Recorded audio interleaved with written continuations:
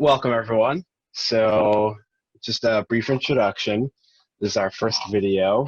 So first off, my name is Mark, first year medical student at SUNY Downstate, and today I'm joined by Menachem, also a first year medical student at Downstate. You can say hi. Hi, I think actually we can call ourselves second years. Oh, that's true. We may be officially second years at this point. Maybe if we passed our exams, I think. Right. Menachem's a second year. I'll say I'm quasi first year at this point. Um, and this is really our first introduction to our Shabbos initiative. So just a few words on that. It's a very complex topic. It's something that is really on the minds of all from medical students coming into medical school. Like eventually down the line, we know we want to do residency, but we know we want to do it in the correct and halachic proper way. And so we are developing this series based on a number of sources. Primarily right now it's going to be sacred training. And the reason for it is so you can better understand not exactly how to go through it, but how to approach it. So this is not going to be the end all. This is not you walk away from this and you immediately know everything about Shabbos and halacha and what to do in residency. This is to provide the background with which to do further research, or just how to approach a rabbi, what questions are appropriate questions, what to ask. Before we started this project, and I spoke with a lot of students, a lot of them had told me that they spoke to a rabbi who cleared it, and it's great. Like, I'm good because the rabbi told me I can do residency on Shabbos. And to me, the question really is, now, what was the rabbi saying? Where are you coming from as someone asking the question? Is the rabbi saying it because they have some secret heter? Generally not. We're going to see through our slides and through our research that there really is no blatant heter. And so what is the basis for what they're saying? What was the context with which you asked the question? And so with this, we're looking out to give you the background to ask the right questions and to approach problems individually. So when you ask a rabbi, you know what to ask and you understand where they're coming from with their answer. There really is no blatant heter. Yes, you can just do residency on Shabbos. And so we're looking to give you that background. I think it's also important to acknowledge that with this introduction that everyone's going to be on a different level. And so, ideally, there will be things we say that may be controversial. Not everyone's going to agree to everything. We just want everyone to keep an open mind. And again, this is meant to give you the background. So that way you can go ahead and find your own path and find your own rabbi and do things how you see appropriate. Yeah, I think the goal really is to be the most informed consumer, so to speak, of rabbinic guidance. And being an informed religious person, just like being an informed doctor, makes that whole process a lot easier. So the question that we're going to address here, Shomer Shabbos Residency, is it an imperative or is it a preference?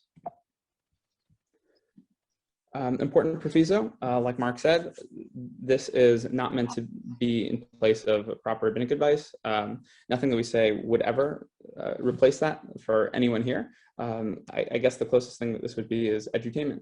We hope that this makes approaching some of these topics easier, and hopefully someone enjoys it.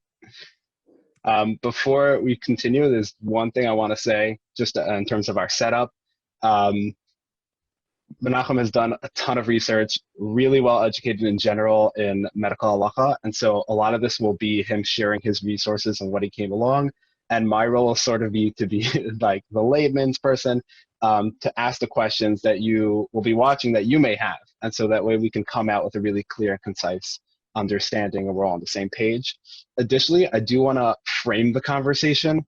I think there's two ways to look at it. I think from a medical student's perspective, we know, like, coming in, at least this was always my thoughts in undergrad, was that of course, like, I see doctors working on Shabbos all the time, of course there's a heter. So that I think that's one end of the spectrum. And then I think from a halachic end of the spectrum, a lot of times when you read things about Shabbos and residency, you really hear the other end, which is, what do you mean? There obviously is no blatant heter. And so I think just to frame our conversation, what we're trying to do is really merge where the reality is. Understand what is meant when there's no heter, and understand what is meant that we see doctors who are working in the hospital on Shabbos, and where did the two lines merge? And so I think it's important to keep in mind that there really is no doctor out there, but at the same time, we do know doctors who work residency on Shabbos, and just try to come to that consensus of where those two frames of references join. So like Mark said, most of this stuff comes from Sacred Training. There's also a great lecture series by Dr. Apfel. He's a Columbia-trained cardiologist, pediatric cardiologist. He does a lot of stuff at Einstein, which was his alma mater. Big thank you to kind of the people that came before us. As we'll see, there's a lot of great sources that were called for us already. And while the research was a lot of fun to do and the reading was a lot of fun to do, it wouldn't have been possible during first-year medical school without some of these greats that preceded us. All right. Okay, so we wanted to also start off with like, what is the match before getting into like the complexities of like how Shomer Shabbos ties into everything. Just a basic idea of the match. I think, you know, like myself before coming into medical school, it kind of almost sounded like it was blinded. Like you would just list a number of hospitals and programs you were interested in, and then magically like hospitals and programs would list you. But the reality is that it's matched because you go ahead, you go around the country if you're and apply to where you're interested in, and you start to take interviews. And it's important to realize that unlike a normal job interview where, you know, the employer may outright tell you, yeah, we're interested, we want to hire you, or you can tell the employer, this is my number one spot. It's actually illegal for a hospital to tell you to preferentially like put them high on your list so that way you match. The way the system works is that you're going to list your hospitals and programs in the order in which you like them, and hospitals will rank their applicants in the order in which they like them, and then the algorithm will match the students based on like what's preferential to them, and the hospitals and what's preferential. And the hospital actually cannot tell you to rank them really high, and therefore they'll rank you high, and that it'll be a great match. However, there are ways around it. So they can like sort of hint to it. They can tell you like, we're really excited, but they can't outright ask you to rank them preferentially. And this is going to be really important when it comes to like Shabbos, because hospitals have a very limited number of Shabbos spots, and it really depends on who they rank. Because if they have 2 Shabbos spots and 10 residents, even if they want to give it to a from person, they can't rank 10 from people, and then, you know, 10 from people get matched, and now they only have 2 Shabbos spots. So it's really important to get a feel for these things on the interviews, and it's important to understand how the match works and what role the hospital is allowed to play in terms of like telling you where they'll rank you, because they can't ask you to rank them high, but they can hint to the fact that they have certain spots, and if you're a serious candidate and you're serious interested, then out of the 10 from people who came, they'll rank you as part of their top 10. Not all 10 from people, because they can't really do that. And so when you're applying to a Shomer Shabbos residency, remember there's 2 sides of every coin, right? So the reality is some hospitals may be really interested in accommodating you for Shomer Shabbos. It depends if they have a lot of residents to accommodate, you know, that they can move around their call schedule. It also shows how progressive they are. They're willing to help out their residents. Some hospitals are very into like, you know, they want their residents to have a good life. They want their residents to be happy. They may push things around. But at the same time, a lot of hospitals really won't be able to accommodate. They may not be interested. The reality is that residency is extremely competitive. There's so many applicants. Why take an applicant that causes problems? Also, depending on the field, if it's a small field and there's not enough residents to cover call, then you being able to get off on a Friday and a Saturday is really difficult for them. Those may be prime days for call. You may not be able to switch with other residents if there are not a lot of other residents. So it's important to realize that, yes, certain hospitals may be very accommodating. Certain hospitals really may say, we don't need you if you're going to cause these problems. And so just keep that in mind. It's not a clear cut that if you go to a hospital, they'll definitely be willing to accommodate you, especially because we know a lot of like Shomer Shabbos programs are not listed as Shomer Shabbos programs. They're Shabbos friendly. It's really up to the hospital if they're willing to accommodate you. And this is why it becomes such a sensitive topic. So here, there's one of many possible sources that we could have brought to describe the importance of Shabbos. But in this one, it says, Amar Yechanan, Kol Mishaber Shabbos Kol Chasei, Afilu Eivdei V'Dezara, K'der Enish Meichin Lai. that Shabbos has such a prime importance in Jewish life that even if you've lived a deeply imperfect life, like the people in the generation of Enosh, if you keep Shabbos, Shabbos has such a transcendental property for the individual, but also for what the individual brings to society. Not only you're forgiven, but it's assumed that your influence on society was better, and therefore Machala, it's totally forgiven to you. And there are many other sources. Kitzur Shulchan Aruch has a great little introduction to Shabbos, where Shabbos is not just another mitzvah, another one of the 613, but it has a very special place in Jewish family life, the personal life, and also communal life. Yeah. And with this in mind, we're going to see how much a person really needs to sacrifice within their life to keep a mitzvah like Shabbos. This is a little piece of Shulchan Aruch where we're quoting specifically the Ramah, Moshe Israelis, who's kind of a scion of Ashkenazic Tzak, at least. In his notes, specifically on Hilchos Sukkos, where he's trying to describe how much a person needs to spend on an esrog. Remember, getting a citron was not easy back in 15th century Europe, and you either had the choice to do some mitzvahs and not others. And so in this, he says that you need to spend up to a fifth of your wealth on doing a mitzvah, say a positive mitzvah, like an esrog, like buying an esrog for the holiday of Sukkos. Now, right at the end of this paragraph says this specifically applies to a positive mitzvah. However, regarding a negative mitzvah, one should spend all of the wealth rather than sin. So here we see an important principle in halacha that technically, on a pure legalistic level, there's no upper limit on a person's obligation to sacrifice financially, at least, for a negative prohibition. With this in mind, we can start to understand, the scope of Shabbos. Now, Shabbos, on the other hand, a person might need to sacrifice financially, but we do know that there is primacy given in Torah to life. And so one important caveat that is relevant to the medical field is that when there's a question of saving life, life is considered, an absolute value, and Shabbos goes to the wayside. This is brought out from a Gemara in Yoma. The Gemara says, what does the Torah mean when it says that Bnei Yisrael will keep the Shabbos? Torah says as follows: keep Shabbos on a greater level. It means Shabbos achas Shabbos harbe. A person should rather choose to disregard one Shabbos, break the laws of one Shabbos, so that you can keep many other Shabbosim. Rav Huda Amar Shmuel. Shmuel learns it kind of in a slightly different way. He says, "Have hasam have amina." If I was there, I would have said as follows: "The di adifa midideo," that my raya, my proof is better. And he brings another pasuk, says, "V'chai behem v'lo shiyamus behem." The person should live through the mitzvahs and shouldn't die through the mitzvahs, implying that the person should definitely save life rather than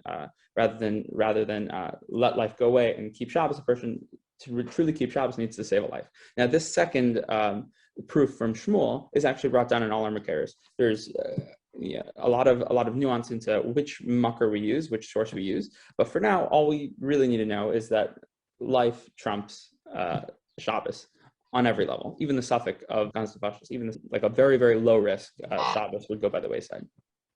Just to my little 2 cents. I think these 2 slides are so perfect for what we were saying in terms of framing the conversation, is that when you start with that Ramah, right, it's like Shabbos is like, you have to spend all your wealth to keep Shabbos. And then on the other hand, a second later, we see like, oh, but Pekuach Nefesh will completely trump that, which is kind of not contradictory, but on the one hand, we see Shabbos as this like so important concept that you will literally have to lose all your wealth. And then a second later, we see how it's so easily trumped by Pekuach Nefesh. And so I think that's where like our conversation really comes into play, is where as residents do you fit in the in-between?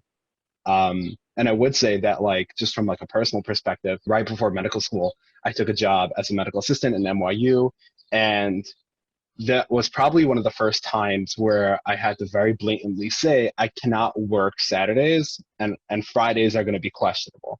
I can't work the whole Friday because it's winter time.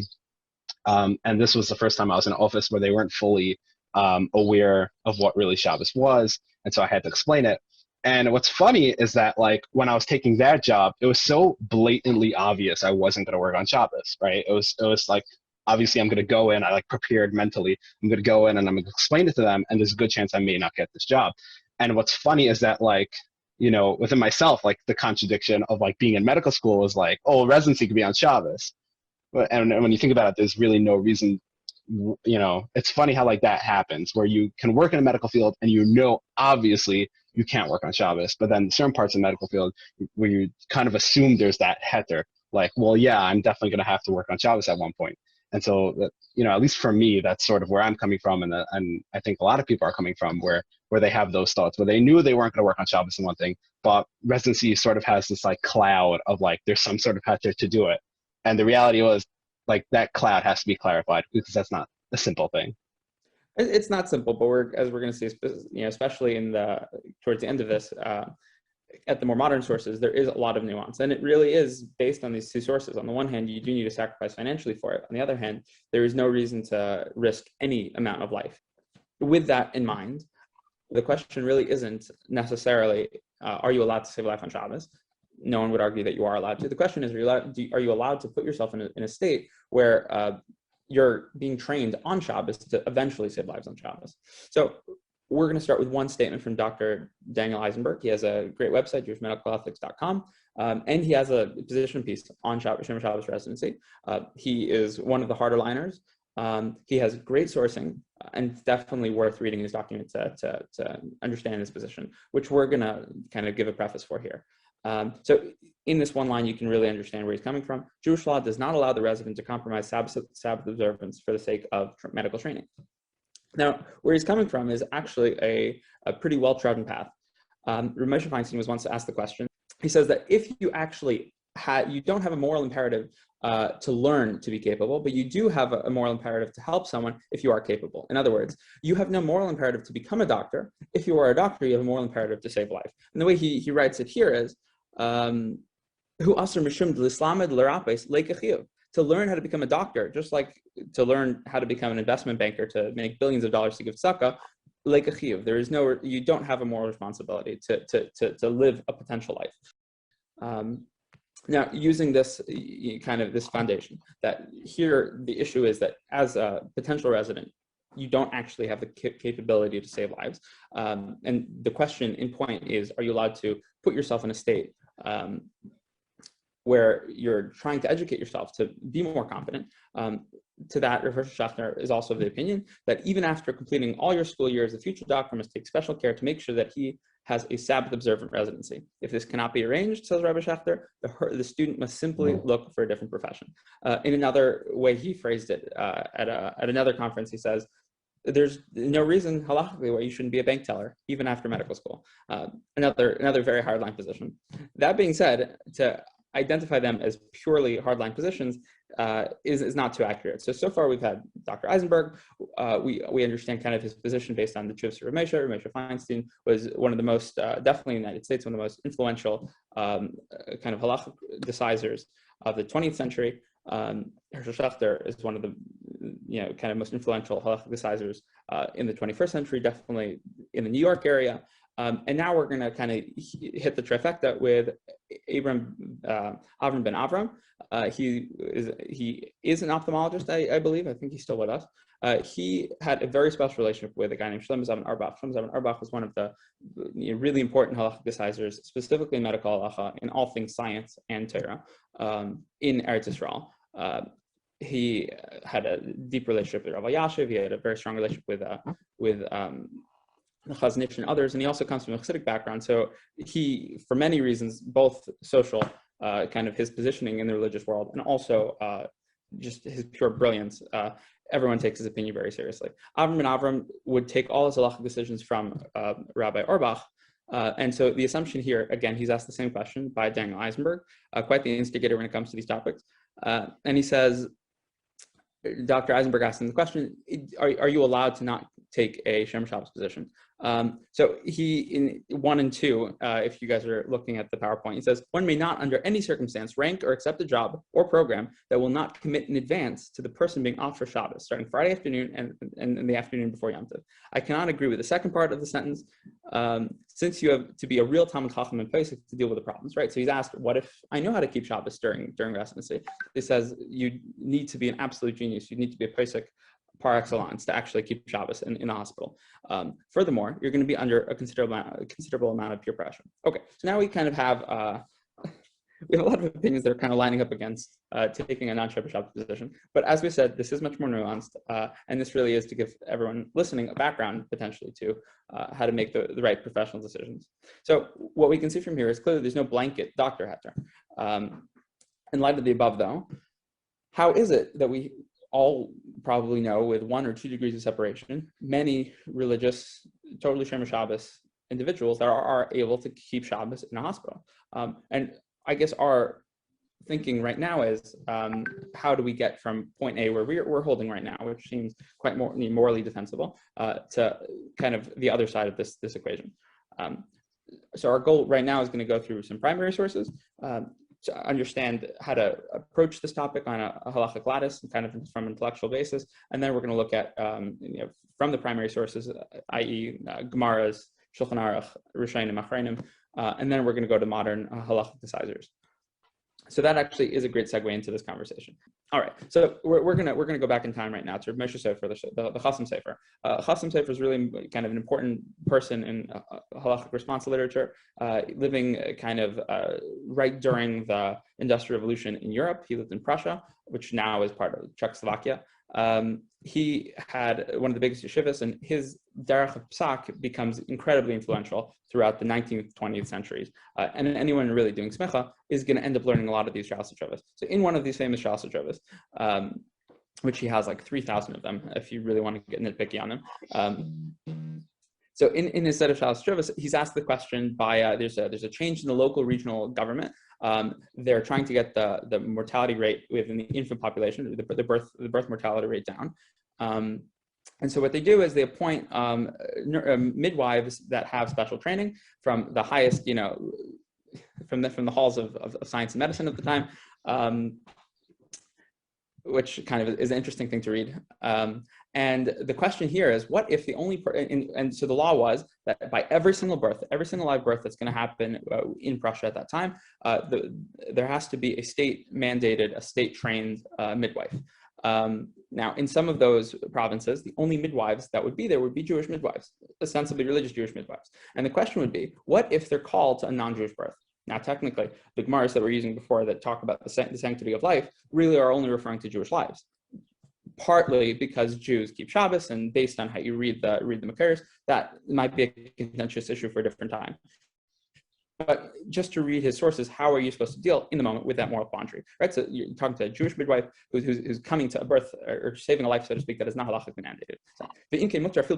So he says, so long story short, he says, based on the fact that if you don't show up and if you don't do your work, there will be so much ill will within the non-Jewish population to the Jewish population. You are now not only in personal risk, right? You're going to have a pogrom at your door, but you're also risking the lives of many Jews around you.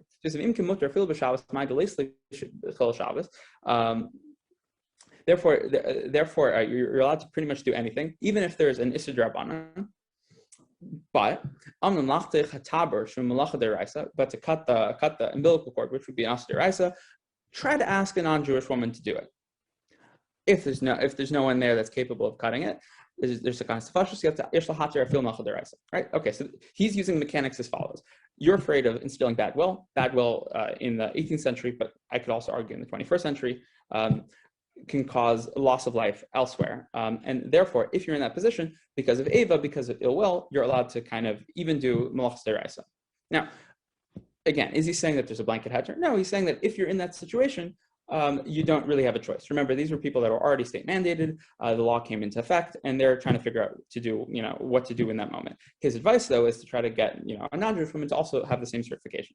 As like a disclaimer, we're talking about specifically like being able to not keep Shabbos, right? So we're not talking about just like the ethics of like the value of a life, like non-Jewish or Jewish. Like obviously, all life is right equal, and we're talking about specifically within the framework of the writing we saw earlier, which was that you would be allowed to break Shabbos for saving a life, partially because of the continued keeping of Shabbos, right? And so that's why why this question comes into play, where we're talking about well, maybe that person's not Jewish and won't be continuing to keep Shabbos, and so how do we work that into that? Yeah, so that does happen to be the moral framework that is being used. Okay. Now, that is the general Jewish moral framework. Yiddishkeit is Judaism is it's assumed that life is important beyond all else, but in reality, Judaism does assume that there are values that trump life itself. There's 3 mitzvahs that a person is not allowed to go over. A person needs to sacrifice their life for. The idea of Mesiras Nefesh, the idea of self-sacrifice, is definitely one that we've kind of all had within our history. So in conclusion would be like, this is how our workaround of how to save other lives, even without that, like legally, how would you go about saving other lives without that point of saying they're going to keep other Shabbos? Yeah, important disclaimer though.